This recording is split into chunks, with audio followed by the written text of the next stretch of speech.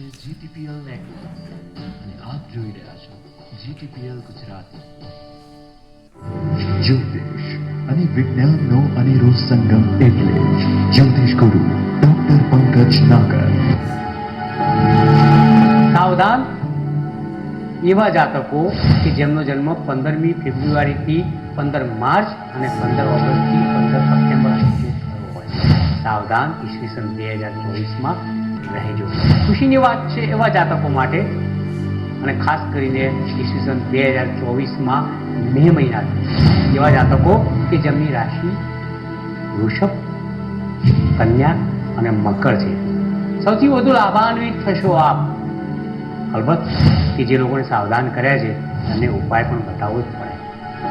એક plastic pouch જીપ-લોક બેગની અંદર 21 જવના દાણા, 21 અડદના દાણા, 21 લીલા મગના દાણા, સાથે સાથે 7 લાલ ચણોથી અને 7 સફેદ ચણોથી એનું એક પેકેટ બનાવી તમારા શયન કક્ષની અંદર, તમારા ખિસ્સામાં 2024માં રાખશો તો શનિ અને રાહુની પીડા અવશ્ય ઓછી થશે. જ્યોતિષ યોગ વિજ્ઞાન.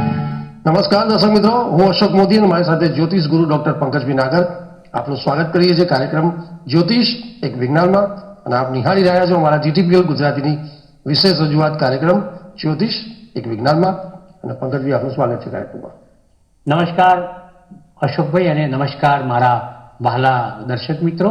એનો મતલબ અશોકભાઈ વહાલા નથી એવું નથી, અશોકભાઈ પણ વહાલા છે. મારા કેમેરામેન, લાઇટમેન મિત્રો, સંસ્થા પણ મને અતિ વહાલી છે.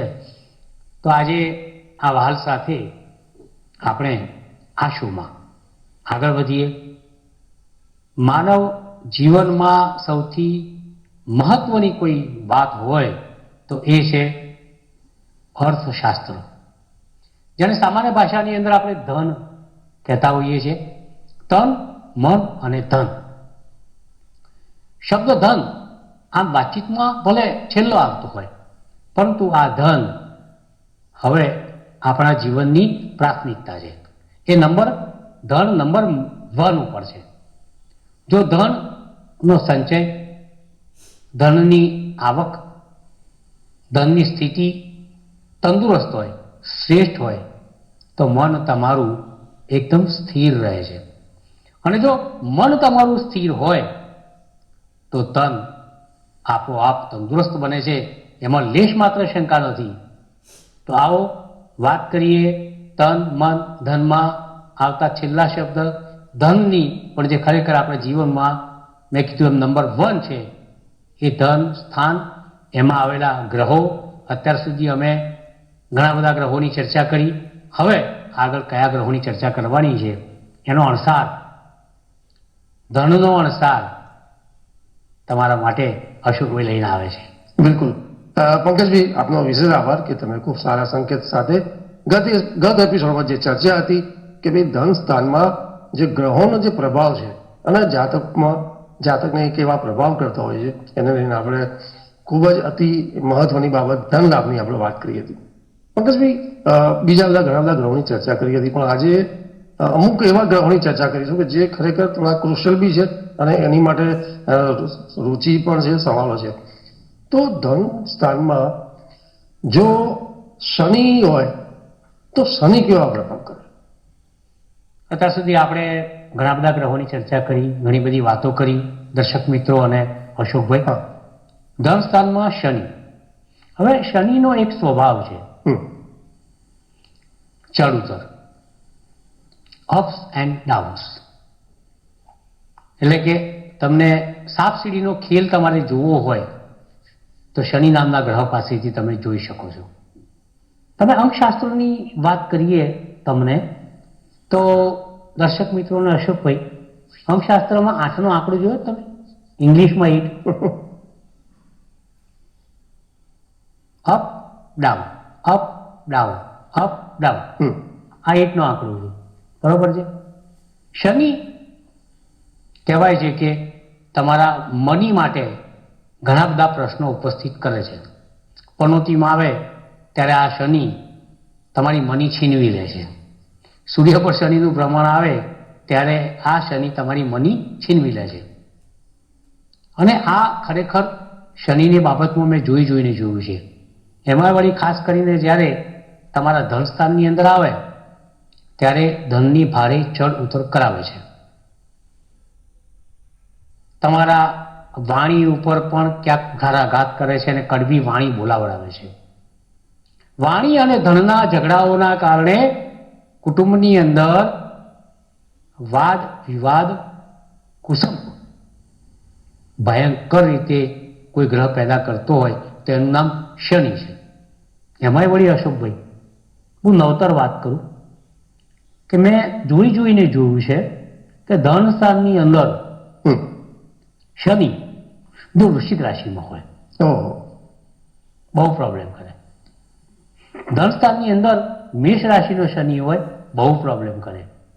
મેષ રાશિનો શનિ હોય તો મંગળની રાશિનો થયો, વૃશ્ચિક રાશિનો શનિ હોય તો એ મંગળની રાશિનો શનિ થયો. મંગળ અને શનિ બંને શત્રુ ગ્રહો છે. બિલકુલ. એટલે જ્યારે મેષ રાશિમાં શનિ હોય ત્યારે નીચનો બને છે અને વૃશ્ચિક રાશિમાં શનિ આવે ત્યારે મંગળનું નકારાત્મક પરિણામ તમને જોવા મળે છે.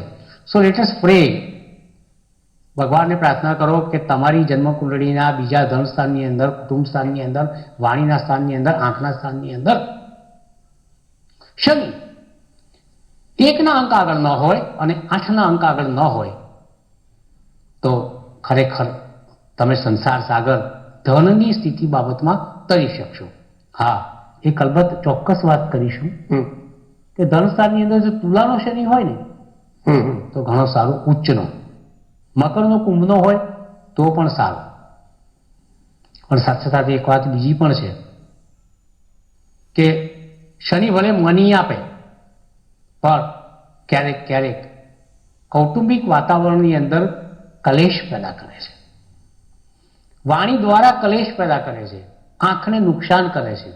અને આ શનિ ગમે તેટલું ધન આપવા છતાં પણ કુટુંબની અંદર એ જ ધનને લઈને ક્યાંક ભાગલા કરાવે છે.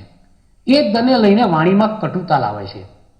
ફલસ્વરૂપ શનિ ધન સ્થાનની અંદર, મેં કહ્યું એ શનિ તુલા, મકર ને કુંભ તમને ધન આપે, પણ મેં કહ્યું એમ મેષ અને વૃશ્ચિકનો શનિ તમને પરેશાન બી કરે.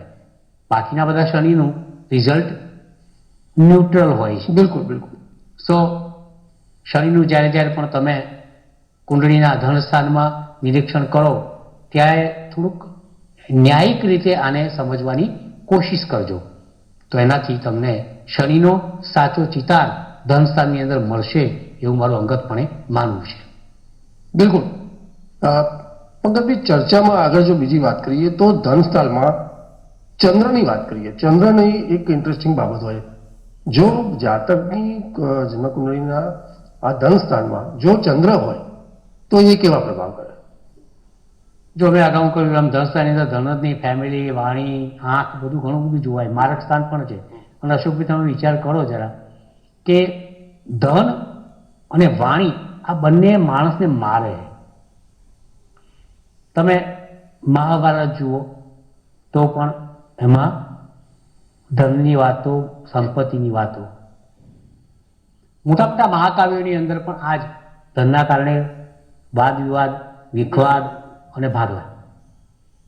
તમે વાત કરી ચંદ્રની. So let us move to ચંદ્ર. ચંદ્રની વાત કરું દર્શક મિત્રો તમને. ચંદ્ર એ આપણા પૃથ્વીથી સૌથી નજીકનો ઉપગ્રહ છે, સબ પ્લેનેટ. એને સબ પ્લેનેટ કહે છે, ઉપગ્રહ. ગ્રહમાં એ આવતો જ નથી, છતાં પણ સૌથી મહત્વનું જો કોઈ આગવું સ્થાન જ્યોતિષશાસ્ત્રમાં અને કુંડળીમાં અને ગોચરમાં ધરાવતો હોય તેનું નામ ચંદ્ર છે. ચંદ્ર એ મન છે, મનનો કારક ચંદ્ર છે. અને આ ચંદ્ર જ્યારે ધન સ્થાનની અંદર અશોકભાઈ આવે ત્યારે એની અસરો કેવી હોય? પહેલી વસ્તુ કે ચંદ્ર એક અતિ ચંચળ ગ્રહ છે, ઉપગ્રહ. અતિ ચંચળતા ઠોસીને ચંદ્રની અંદર ભરવામાં આવી છે. બીજી વસ્તુ કે ચંદ્ર અતિ ઝડપી ગતિવાળો ગ્રહ છે. ત્રીજી વસ્તુ કે ચંદ્ર એક રાશિમાં 2.5 દિવસ અને 2.5 નક્ષત્ર 2.5 દિવસની અંદર પૂરા કરે છે. કારણ કે એક રાશિની અંદર 2.5 નક્ષત્ર દર્શક મિત્રો હોય છે. આ 2.5 નક્ષત્ર પાર કરતા ચંદ્રને 2.5 દિવસ લાગે છે. એક રાશિ પસાર કરતા ચંદ્રને 2.5 દિવસ લાગે છે. હવે આ ચંદ્ર જ્યારે તમારા ધન સ્થાનની અંદર આવે ત્યારે, જો શુભ ચંદ્ર હોય તો કોઈ પ્રોબ્લેમ નથી. તો અગાઉ મેં શનિની વાત કરી તમને. શનિ ચંદ્ર ભેગા થાય તો 20 યોગ થાય. જો ધન સ્થાનમાં હોય તો પ્રોબ્લેમ કરે. ચંદ્ર મંગળ સાથે બેસે તો લક્ષ્મી યોગ કરે બીજા સ્થાનની અંદર. ચંદ્ર બુધ સાથે બેસે તો બહુ ચતુરાઈપૂર્વકનું ધન તમને આપે. ચંદ્ર ગુરુ સાથે બેસે તો જ્ઞાન દ્વારા ધનનો ભંડારનો ખડકલો તમારા ઘરની અંદર કરે ને કરે. ચંદ્ર શુક્ર સાથે બેસે તો કોઈ સ્ત્રી મિત્ર અગર સ્ત્રી પાત્ર દ્વારા તમારા જીવનમાં ધનનું ઉપાર્જન, ધનની આવક થાય, એમાં લેશ માત્ર શંકા નથી. જો આ જ ચંદ્ર કુંડળીમાં રાહુ સાથે ધનસ્થાનો બેસે તો હાકાર થઈ જાય. આ ચંદ્ર કેતુ સાથે ધનસ્થાનો બેસે તો હાકાર થઈ જાય. આજ ચંદ્ર સૂર્ય સાથે બેસે તો એક અમાવસનો નાનો સરખો યોગ તમારા ધનસ્થાનમાં થઈ જાય. પણ આપણે વાત કરવાની ચંદ્ર, ચલો ચંદ્ર તરફ પાછા ઉડાન ભરીએ. ચંદ્ર તરફ આપણા જ્ઞાનનું યાન લઈને ઉડીએ ચંદ્ર ઉપર પાર્કિંગ કરવા માટે. તો પાર્કિંગમાં શું જોયું મેં? ચંદ્ર વૃષભ રાશિમાં હોય, ચંદ્ર કર્ક રાશિમાં હોય એટલે ચંદ્ર વૃષભ રાશિમાં ઉચ્ચનો ગણાય, ચંદ્ર કર્ક રાશિમાં સ્વગૃહી ગણાય. બંને ચંદ્ર જો ધન સ્થાનની અંદર બિરાજમાન હોય તો એવા જાતકને ધનનું સુખ ખૂબ જ સરળતાથી બહુ સરસ રીતે પ્રાપ્ત થાય છે. એમાં લેશ માત્ર શંકા નથી. જો ચંદ્ર, અશોકભાઈ સમજવા જેવી વસ્તુ છે, જો ચંદ્ર મકર રાશિમાં હોય, જો ચંદ્ર વૃશ્ચિક રાશિમાં હોય તો વૃશ્ચિક રાશિનો ચંદ્ર નીચ રાશિનો ગણાય અને મકર રાશિનો ચંદ્ર અસ્તનો ગણાય. આવો ચંદ્ર જો ધનસ્થાનમાં હોય તો ધનને લઈને બહુ તકલીફો આપે છે, વાણીને લઈને બહુ કટુતા, કડવાશ પેદા કરે છે.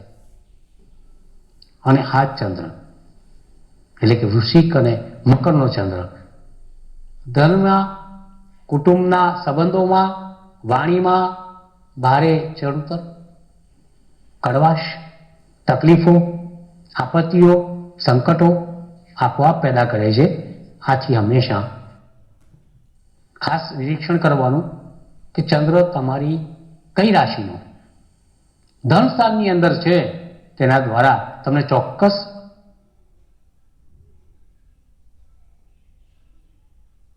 મળે એમાં લેશ માત્ર શંકા નથી. પણ ચંદ્રને જો હું કન્સિડર કરું ધન સ્થાનની અંદર તો ઇટ્સ અ સોફ્ટ પ્લેનેટ હશે. એક સરળ પ્લેનેટ છે, એક બહુ જ નાજુક પ્લેનેટ છે, રૂપાળો પ્લેનેટ છે, શુભ ગ્રહ છે. એટલે કોઈનું ખરાબ તો ન જ કરે, જેટલું શનિ, રાહુ, કેતુ કરે એટલું ન કરે. આ એક મારું અંગતપણે માનવું છે. બિલકુલ. એ પછી પંકજભાઈ જો વાત કરીએ તો ધનસ્થાનમાં જાતકની એક આપણે કુંડળીમાં વાત કરીએ છીએ કે ધનસ્થાનમાં જો અલગ અલગ ગ્રહોની વાત હોય તો એમાં મુખ્ય ગ્રહોની તો આપણે ચર્ચા કરી, પણ જો રાહુ હોય તો એ નુકસાન કરી ભીતિક હોય કે નુકસાન કેવા કરી શકે, અથવા તો અકલ્પ્ય ધનલાભ કઈ રીતે કરી શકે, ક્યાંક એવું પણ બને. તો રાહુ જો ધનસ્થાનમાં હોય તો જાતકનું કેવું? રાહુ એઝ વી નો કે એ મલેશ પ્લેનેટ છે, બ્રહ્માંડનો પડછાયો છે અને રાહુ અદ્રશ્ય છે, ઇનવિઝિબલ. રાહુ ગ્રહણ પણ કરી શકે છે, રાહુ અમૃત પી શકે છે, રાહુ અમર થઈ શકે છે અને રાહુ ધારે એને ઝેર પીવડાવી. બિલકુલ બિલકુલ બરોબર છે. તો રાહુ એક એવો ગ્રહ છે કે which requires the perfect analysis. અને આ એનાલિસિસની અંદર રાહુને તમે સમજો તો એ તમારા માટે ન્યારો છે, પ્યારો છે, વાલો છે. અને જો એને ન સમજો તો તમારા માટે કેટલીક મુસીબતનો ખડકલો ઊભો કરી શકે છે. હવે આપણે મૂળ વાત પર આવીએ કે રાહુ ધન સ્થાનની અંદર હોય, વાણી સ્થાનની અંદર હોય, કુટુંબ સ્થાનની અંદર હોય તો એના પરિણામો કેવા હોઈ શકે? રાહુ જો બીજા સ્થાનની અંદર વૃષભ રાશિમાં હોય, મકર રાશિમાં હોય, મિથુન રાશિમાં હોય, કુંભ રાશિમાં હોય, તે આશીર્વાદ છે તમારા માટે. રાહુ બીજા સ્થાનની અંદર મેષમાં હોય, વૃશ્ચિકમાં હોય, સિંહમાં હોય, કર્કમાં હોય, ધનમાં હોય, મીનમાં હોય તો ભારે કરી બહુ જ મુસીબત ઊભી કરે. એનું નામ રાહુ. પણ હા, સાથે સાથે વાત કરીશું અશોકભાઈ, આ પોઈન્ટ ટુ બી નોટેડ. બિલકુલ બિલકુલ. This is very important point from black money point of view. આ ધનની વાત છે આ, કે જ્યારે રાહુ બીજા સ્થાનની અંદર હોય ત્યારે તમારે સીધા રસ્તેથી ધન આવવાની જગ્યાએ વાંકા રસ્તેથી ધન ખૂબ આવે. શ્વેત ધનની જગ્યાએ કાળું ધન આવે, ગ્રે ધનની જગ્યાએ કાળું ધન આવે. અને રાહુ અહીં બેસે એટલે તમારું મન આ ધનના કારણે બગડે. રાહુ અહીં બેસે એટલે કુટુંબની અંદર કેટલાક વિખવાદ ઉભા કરે. રાહુ અહીં બેસે એટલે કુટુંબમાં ભાગલા કરાવે. રાહુ અહીં બેસે એટલે તમારી આંખને બગાડે. અને રાહુ અહીં બેસે એટલે વાણીમાં અતિશય બ્લન્ટ બનાવે, તમને આઉટ સ્પોકન બનાવે, કટુતા લાવે. This is not fair, but it happens. થાય છે આવું કે રાહુ જો ધનસ્થાનની અંદર હોય તો આ પ્રકારના બનાવો જે અગાઉ મેં વર્ણવ્યા એ બને. આવો આગળ વધીએ. બિલકુલ. પંકજભાઈ, એ પછી જો રાહુ પછી આપણે કેતુની પણ વાત કરીશું સાથે સાથે રાહુ સાથે. તો કેતુ જો જાતકની કુંડળીમાં જો ધનસ્થાનમાં હોય તો કેતુ કેવા રહસ્યમય ધન લાભ કરી શકે કે પછી એ પણ કેતુનો જીવિત રાહુની જેમ જ કરે? Ketu itself is a secretive planet, very occult planet. કારણ કે કેતુ છે ને એ માથુંનોથી પણ ધડ છે. જ્યારે આ રાક્ષસના બે ટુકડા થયા ત્યારે એક માથું હતું જે આપણે રાહુ તરીકે ઓળખીએ છીએ અશોકભાઈ, અને એક છે ધડ, એને આપણે કેતુ તરીકે ઓળખીએ છીએ. રાહુ પાસે બ્રેઇન છે કારણ કે મસ્તક છે, કેતુ પાસે હાર્ટ છે કારણ કે ધડ છે. એટલે કેતુ ઇન્ટ્યુશનનો ગ્રહ છે. તમારું હૃદય કહીને થાય છે. બિલકુલ. મન વૈચારિક છે પણ હૃદય ખુલ્લું છે. મન વૈચારિક છે, હૃદય ઉદાર છે. મન બહુ બુદ્ધિશાળી છે, કપટી છે, મેલું છે. જ્યારે હૃદય એ વિશાળ છે, ઉદાર છે, અને ગમે ત્યાં દિલ ફેંકવાની જે આદત હોય ને એ આ કેતુમાંથી આવે છે. So Ketu it's very secretive, very occult planet. એ બીજા સ્થાનની અંદર આવે ત્યારે એ ધન સ્થાન, કુટુંબ સ્થાન, પાણી સ્થાન, આંખના સ્થાનની અંદર એ બેસે. જ્યારે કેતુ ત્યાં બેસે ત્યારે એક વાત નક્કી છે કે પૂંછડી કહેવામાં આવે છે એને. એટલે મારું એક અંગત સંશોધન દર્શક મિત્રો એવું છે, અશોકભાઈ તમને પણ જણાવું છું, કે પૂંછડી એટલે પાછળનો ભાગ છે અને મસ્તક એટલે ઉપરનો ભાગ છે. તો જ્યારે જાતક અમુક 50 વર્ષની ઉંમર વટાવે એ પછી એના નસીબમાં ધનનું સુખ આવે તો સમજવાનું ધન સ્થાનમાં કેતુ છે. 50 વર્ષની ઉંમર પછી કુટુંબનું સુખ આવે તો સમજવાનું કે ધન સ્થાનમાં બીજા સ્થાનમાં કેતુ છે. વાણીનું સુખ અને વાણીથી આવક થાય અને વાણીથી પ્રશંસા મળે તો સમજવાનું કે આ જાતકના બીજા સ્થાનની અંદર કેતુ છે. કેતુ ધનમાં સારો, કેતુ મીનમાં સારો, કેતુ વૃશ્ચિકમાં સારો અને કેતુ કર્કમાં સારો, કેતુ સિંહમાં સારો. આ કેતુ ક્યાં સારો એની વાત કરી અને ધનસ્થાનની અંદર રાહુ કેતુની ધમાલની પણ આપણે વાત થઈ. આવો કોઈ બીજા ગ્રહ સાથે આગળ વધીએ. બિલકુલ. પંકજભાઈ, આઈ થિંક લગભગ ઘણા બધા ગ્રહોની આપણે ચર્ચા કરી છે, મુખ્યત્વે મોટા ભાગના. પણ જો ધનની વાત કરતા હોય અને ધન ભાવમાં જાતકની જન્મ કુંડળીમાં ધનના જો લાભના લઈને વાત કરતા હોય તો આપણે અંગ્રેજી ગ્રહોની પણ કદાચ વાત કરવી પડે 100%. તો પંકજભાઈ, પ્લુટોની વાત કરી. જો ધન ભાવમાં જાતકની કુંડળીમાં પ્લુટો હોય તો એ કેવા ગ્રહ? જો પ્લુટો જે બી સ્થાનમાં બેસે એ સ્થાનને હાનિ તો કરે છે. Because Pluto itself is a planet which is considered to be a demonized planet, જેને રાક્ષસી પ્લેનેટ કહેવામાં આવે છે. ધન સ્થાનની અંદર પ્લુટો કોઈ પણ રાશિની અંદર હોય દર્શક મિત્રો, તો હું એને અવશ્યપણે સારું નહીં ગણું. આથી પ્લુટોથી થોડા ચેતતા રહેવું એ વધારે સારું છે. ધન સ્થાનમાં પ્લુટો બેસે ત્યારે વાણી બગાડે, બીજા સ્થાનમાં પ્લુટો બેસે એટલે કુટુંબને બગાડે, બીજા સ્થાનમાં પ્લુટો બેસાડે એટલે ધન બાબતે કંઈ ને કંઈ ચિંતા કરાવે ને કરાવે, એમાં લેશ માત્ર શંકા નથી. બિલકુલ. પંકજભાઈ, સોમાજી ટાઈમ છે તો આપણે નેપચ્યુન અને અર્સલની પણ વાત કરી લઈશું. જો ધન ભાવમાં જાતકની કુંડળીમાં જો નેપચ્યુન હોય અને અર્સલ ભાવ એની પણ ચર્ચા કરી લઈએ, તો એક જાતકને કેવા પ્રભાવ હોય છે?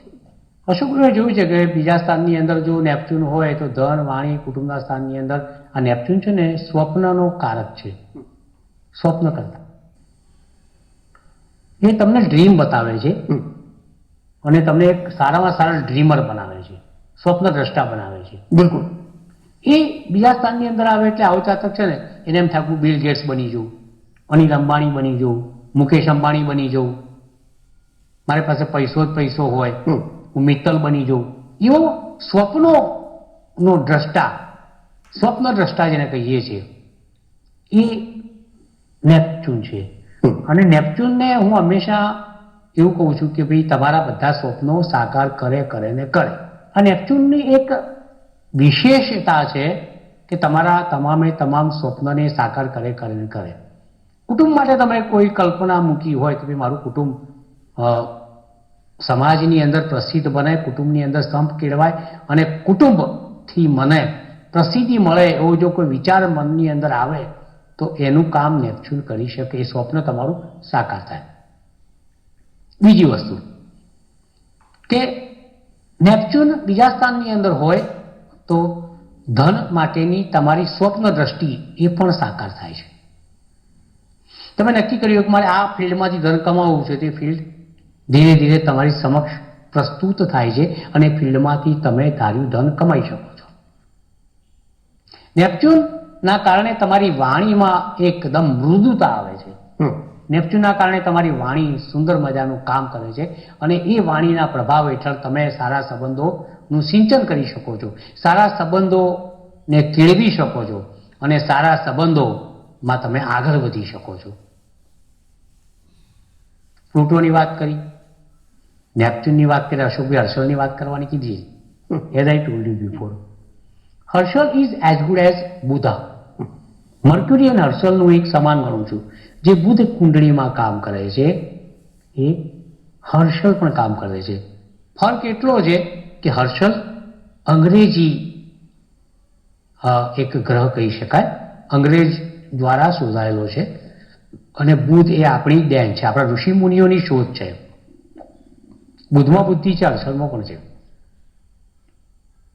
બુધમાં વ્યવસાયિક ધન કમાવાની તાકાત છે તો બીજા સ્થાનમાં બેઠેલો હર્ષલ તમને વ્યવસાયિક ધન કમાવી આપે છે.